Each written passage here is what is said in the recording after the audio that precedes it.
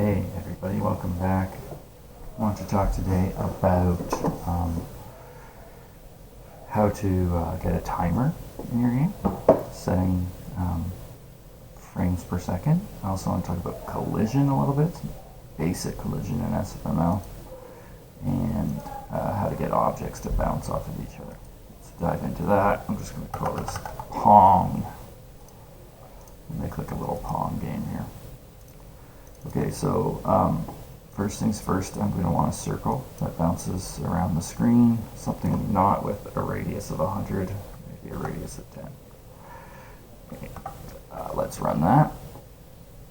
There we go. That might be a little bit small. Maybe I'll try 20. Let's have a look at that. Maybe 15. Cool. Alright. So this is going to be my bouncing ball. The first thing I want to do from yesterday's lesson is set the origin of that ball to its radius, 15 and 15, like that. That way it will anchor it at the center of the ball, and the center of the ball starts by default at 0, 0. I might start mine in the center of the screen, shape.set position. And we'll set it in the center of the screen, which for me is going to be 400 and 300 pixels, because my window is 800 by 600. So there you go, green ball in the middle of the screen. Good.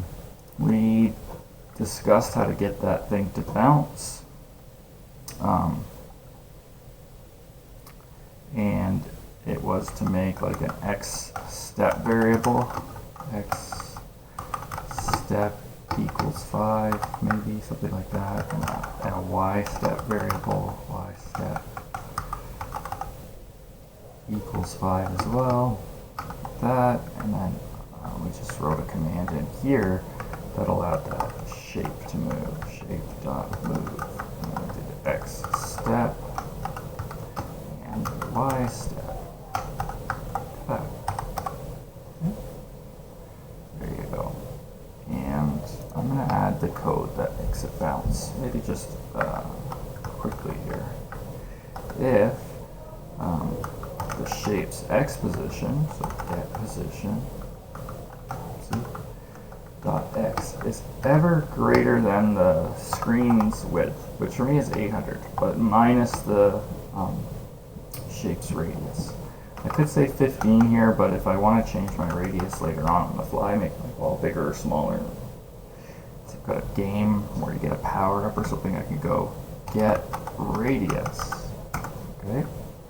And that will allow my ball to, and I could also say, instead of saying X step equals minus 5, suppose I change the speed later on in the fly. It'll be safer if I just say X step equals minus X step, because then what it's going to do is just change the sign of X step. So if it's 5, it'll be minus 5, and if it's plus 5, minus 5, it'll turn it to plus 5.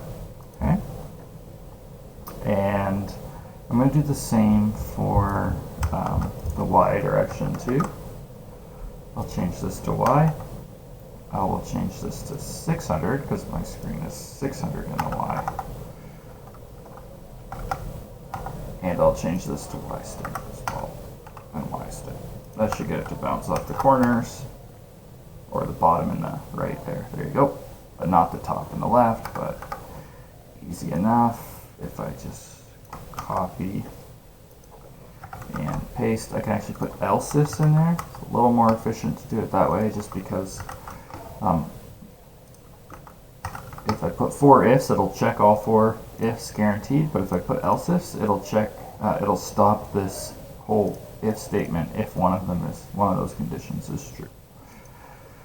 Okay, here I'm going to say less than the shape radius, so it would be 0 plus the shape radius, and here I'll say less than the shape's radius, because I'm just looking to see if it's less than 15 for both of them.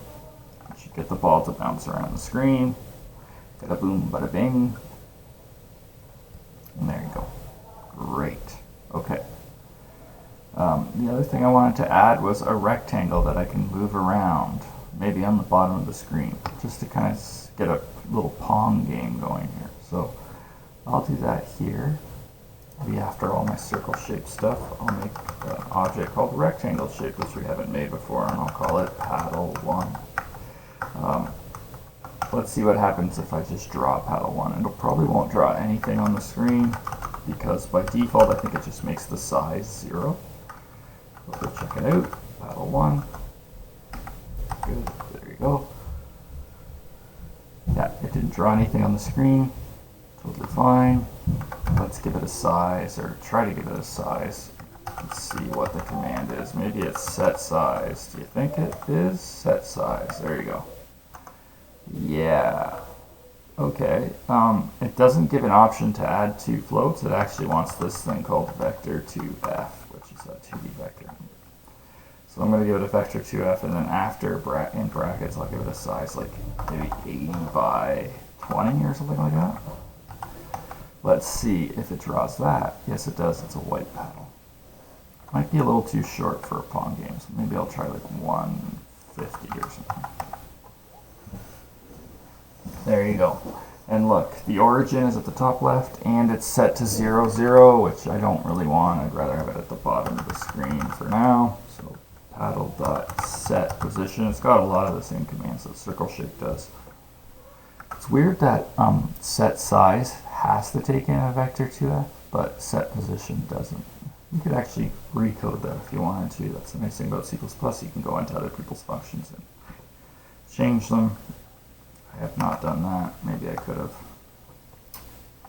But I didn't. 500, and I'll put it in the middle of the screen somewhere. So maybe I'll put it at 400 and way at the bottom as well. Let's see where that ends up. So about right for a starting position of a paddle. Okay. I also want to maybe make the thing move with an if statement. So if keyboard : there's a command in there. There's all the keyboard keys, but there's one little function in there that's green, and it's called is key pressed. And then I write the word keyboard again. I write : and I pick the key I want. So my paddle's going to move to the right with the letter D. So, by the way, if you make an if statement with only one line of code, you don't need the brackets. Okay? Any more than one, you need the brackets, or else it'll only run the first line. But I'm going to just do paddle 1 dot move, and maybe 5 pixels is fast enough to make this paddle move across the screen. Let's see. Yeah, it's a good speed. Okay. I'll copy this code.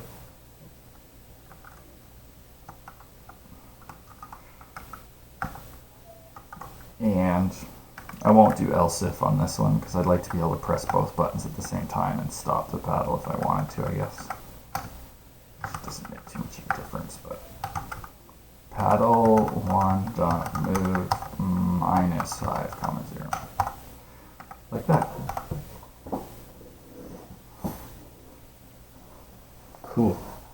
Okay, so there you go. Bouncing ball, moving paddle, right? How do I get them to collide?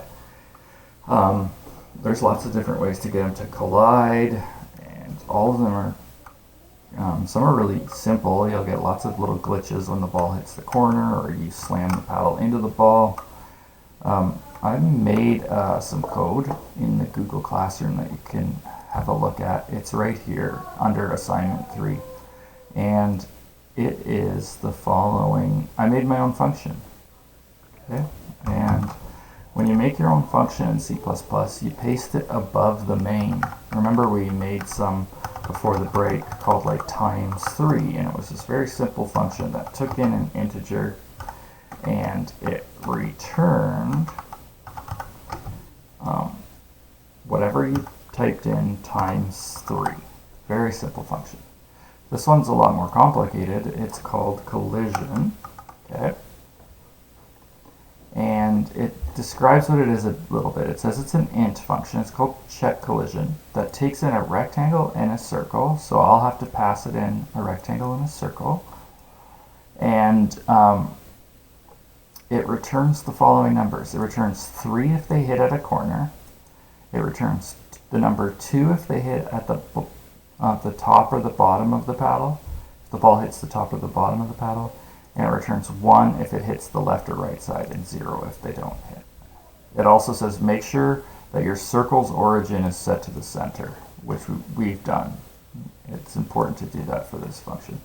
It's just a whole bunch of geometry like that decides whether the circle's radius is inside of the rectangle. I just found like an explanation of it online and just made up the code there.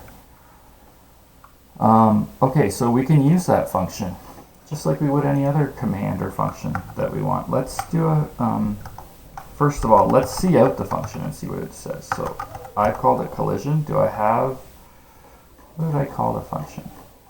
Check collision. So if I type the word check collision here as a C out, it should auto type, yeah. And it tells me what it needs. It needs a rectangle shape and a circle shape. The rectangle shape is the name of our paddle. Oops, paddle 1. And the circle shape is the name of our ball, which just started out as shape. So when I run that with a C out, you should see, well, that's weird. I don't have I'm missing a function called clamp. Hold on, let me go grab that as well. All right, so we're back. The check collision function needs this function called clamp, which I also made. It's in the Google assignment, or the assignment 3 now as well. It's this function that like takes in a minimum and maximum number and a value as well, some random number. If this random number is in between the min and the max, it returns the number. If the number is less than the min, it returns the min, and if the number is greater than the max, it returns the max. It's kind of a weird function. But check collision does use it to make to make the geometry work on the collision between a rectangle and a circle. Don't really worry about too much how it works, like how the math works. It's kind of interesting if you are a real math person, but this is a nice thing about coding in C++, right? I pass you a function. You don't really need to know what goes on inside of it. Yeah, it's nice to know what goes on inside of it, but sometimes all you need to know is that it spits out 3 if it hits at a corner, 2 if it hits at the top or the bottom, 1 if it hits the left or the right, and 0 if they don't. Right? When you use the command cout, you don't really care like what code it uses to spit it out. You're just happy to use the function, have it work. So let's see what it does. There it goes, 0, 0, 0, 0, 0, 0, 0. It's not hitting. As soon as I hit it, I can see some numbers coming up. So it looks like it is kind of working. Well, let's see if we can make it bounce and decide. So we are couting the check collision, but now let's actually use it in an if statement. And so we'll put paddle 1, which is what the function's asking to take. We'll put shape 1, and we'll say if this function equals, let's do the top or bottom of the paddle. If they hit the top or the bottom. Okay, so that is the number 2. If they equal 2, let's bounce our ball in the y direction. How do we bounce our ball in the y direction? We let y step equal minus y step. Like that. Let's see if we hit the top of the paddle, if we can get the ball to bounce. Yes, we can. Works nicely. Okay. If it hits the side or something, then obviously what happens is it goes inside of the paddle and then keeps thinking it hits it the whole time it's inside, so it just keeps bouncing up and down. Look, I messed up on it messed up with the corner too, which is weird. Maybe I'll put ifs for all of these so that if it hits directly in the corner, it can bounce in both directions at the same time. That's not a big deal though. Okay, so let's check if it hits the sides now. I'll just copy this code, right, paste it. A side collision is if they hit the left or the right. So if they hit the left or the right, it will spit out the number 1. And so I'll just bounce to the left or to the right by changing x step to minus x step. Boom. There you go.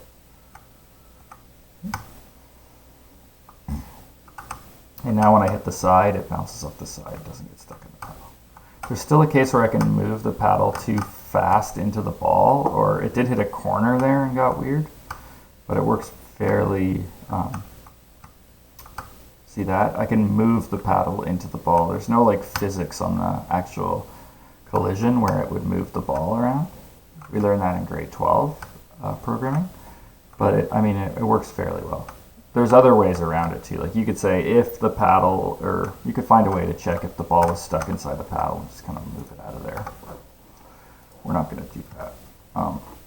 The other thing, so we'll put else here, okay? Because we only want to check if one or the other is true. The last one we'll do is the corner check too. If it hits the corner, which spits out number 3, we'll just bounce it in both directions. It's kind of an unrealistic setup, but so is the game Pong, right? So there we go. We got a really good bounce going on there.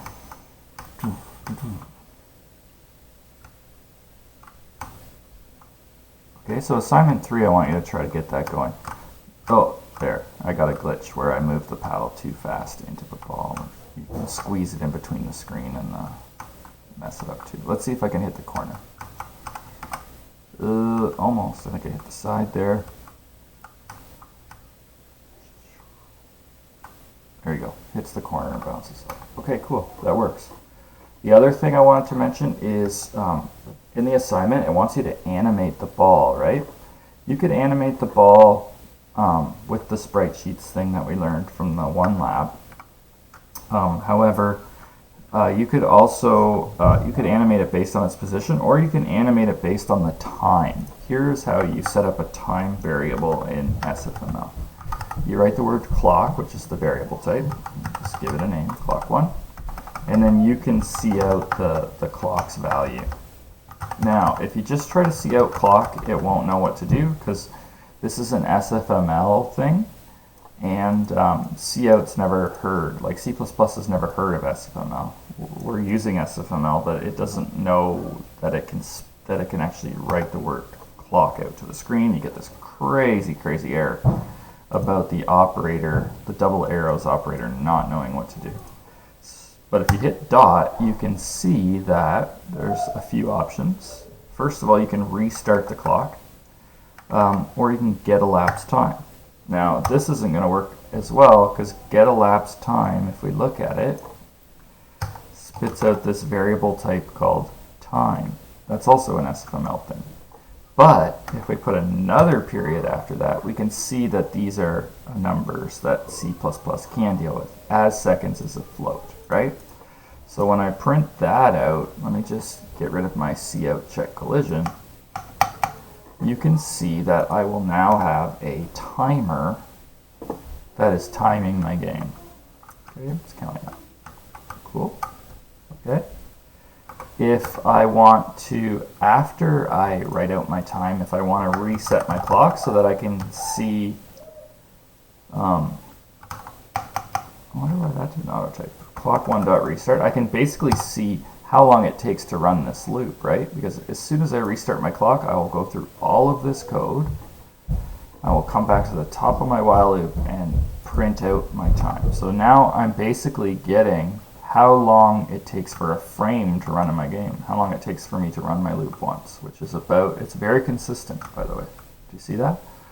It's like 16 milliseconds, okay? So that is giving me, this is giving me time per frame, right? What if I want frames per time, or the golden computer number of frames per second? All I have to do is just flip these two, or take this whole number and do 1 divided by it. This will give me my FPS, as they say in coding computer games. So I'm hovering around 60. If you can see, it's like 59. Actually, SFML in the background is trying to limit this loop to run 60 times a second. That's what this line of code does. Okay. If I get rid of this set frame rate loop thing, well, let's set it to 120 or something. Okay. First of all, my ball should move a lot faster because I haven't taken into account that my frame rate is actually changing the speed of my stuff. But watch, my game will be twice as fast, noticeably faster. And look, it's trying to hold it close to 120. I mean, is it always 120? No, but it's trying. Okay. So if we were going to make this game in real life, we would actually base all the movement on the timer and not on this on the frames per second. Okay, but we don't really care. Any computer nowadays is capable of running our sweet game at 60 frames per second. So the game will not slow down on any computer built before 1991, probably. There you go. If I get rid of the frame rate altogether, I'll probably get really fast frames and my program runs really fast. Look, I'm running at 1400 frames per second, which is pointless because a monitor can only refresh at max 144 times per second. Your eyes, I think, notice things that refresh at like 40 times a second. Old monitors refresh at 60 times a second, so anything over 60 is really overkill for us in our class. But there you go. Awesome Pong game. And we now know how to find out how many frames we run per second.